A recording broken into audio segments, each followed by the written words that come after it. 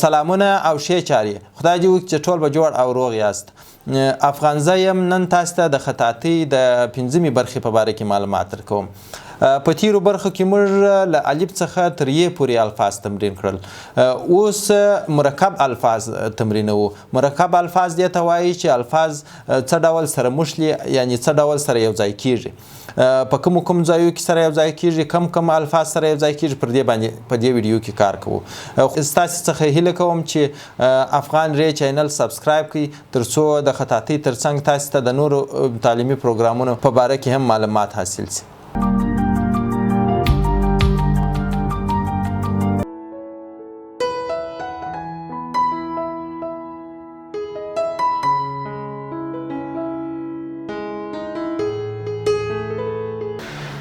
په تیرو برخو کې موږ له الف څخه تر ی پورې الفاظ په جلا جلا ډول تمرین کړل. اوس مرکب الفاظ شروع کوو. مرکب الفاظ دې ته وایي چې الفاظ په څه ډول او کم الفاظ سره مشلي. اوس موږ پر دې باندې تمرین کوو. د مرکب الفاظو شروع له ب څخه کوو. ب له الف سره مشلو. اول ب لیکل لکه په تیرو درسو کې چې موږ د ب حرکت زده کړی، نیمه ب هغسې ده، خو دلته لږ جلا ده. الف ورسره مشلو. با یو واره بیا لیکم داسې با. اول حرکت وروسته داسې په پوره قلم، دا ځای په پوره قلم دی، وروسته پورته کوو. کله چې موږ غواړو چې یو سر نازک راسي نو قلم داسې یو دم ځنې پورته کوو. مثلا داسې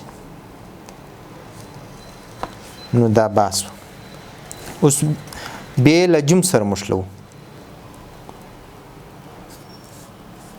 ب تر دا ځای پورې لیکو. اول حرکات یې داسې دي، وروسته جم دلته ورته لیکو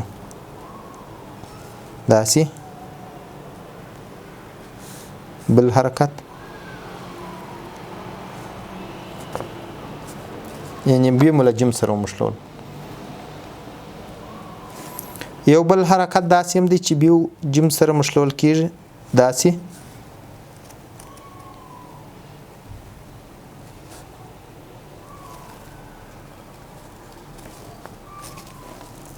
داسې هم لیکل کیږي او داسې هم لیکلای شو. اوس بیا لیکم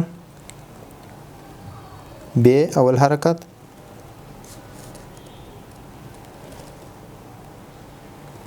جیم،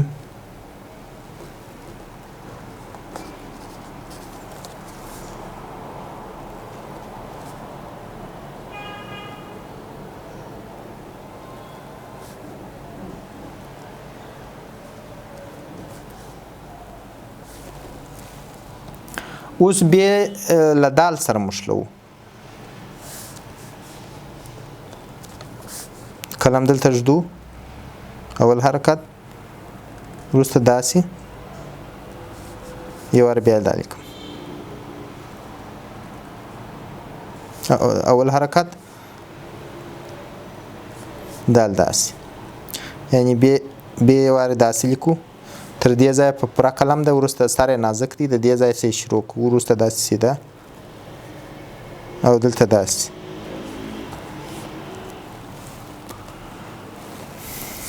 یو واره بیا لیکم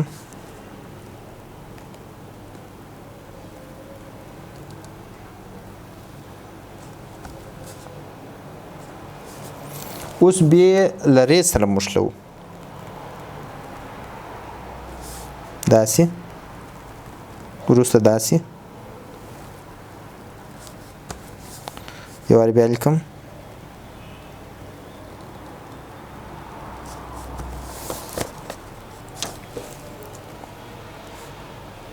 یوه بله ب او ر هم شته چې داسې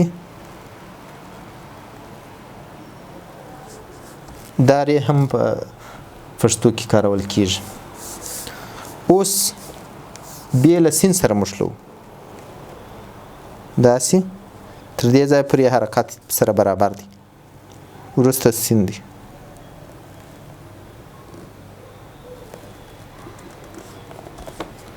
که چیرې موږ داسې ولیکو چې ب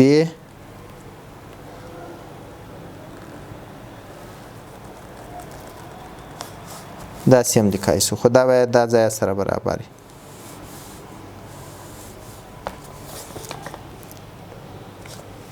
یعنې دلته یو ټکی باید ولري.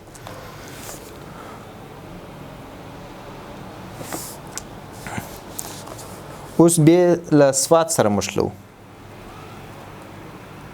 تر دې ځای پورې داسې په تیرو کې خو موږ دا په مخکنیو الفاظو کې موږ دا بیا داسې پورته کول خو دا داسې سیده ده. سواد داسې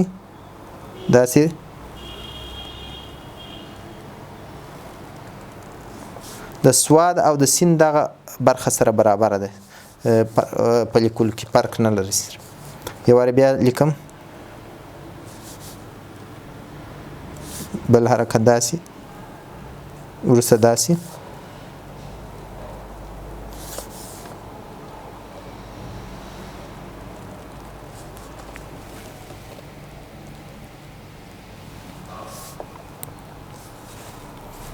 که چیرې موږ داسې په سواد کې هم اوږد یا غټ سواد لیکای ب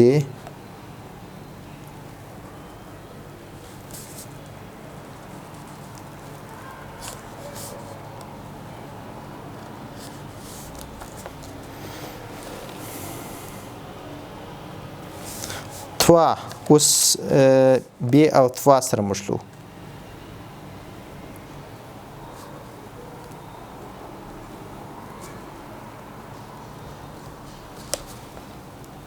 یعنی اول حرکت ب توا د الف داسې په نیم کلم یو واری به لیکم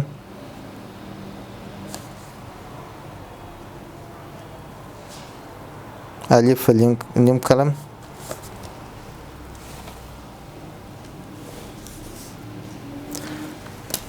خدای دې وکړي تاسو پر دې الفاظو باندې پوره تمرین وکړئ او د زده کړې طریقه زده کړئ. که چیرې تاسو د قلم نیول په سم ډول زده کړئ چې پر کوم ځای قلم باندې فشار راځي او پر کوم ځای باریک دی کوم ځای نازک کیږي او کوم ځای پنډیږي نو په دې معنا ده چې تاسو خطاطي تر ډیره پورې زده کړئ ده. د خطاطي لپاره ځینې اصول او شرایط هم په پام کې نیول کیږي چې تاسو یې د دې لړۍ په لومړۍ برخه کې موندلی شئ. که چیرې تاسو د خطاطي د زده کړې پر مهال ځینې پوښتنې او مشکلات ولرئ هیله ده په کمنټونو کې راسره شریک کړئ ترڅو حل یې کړو.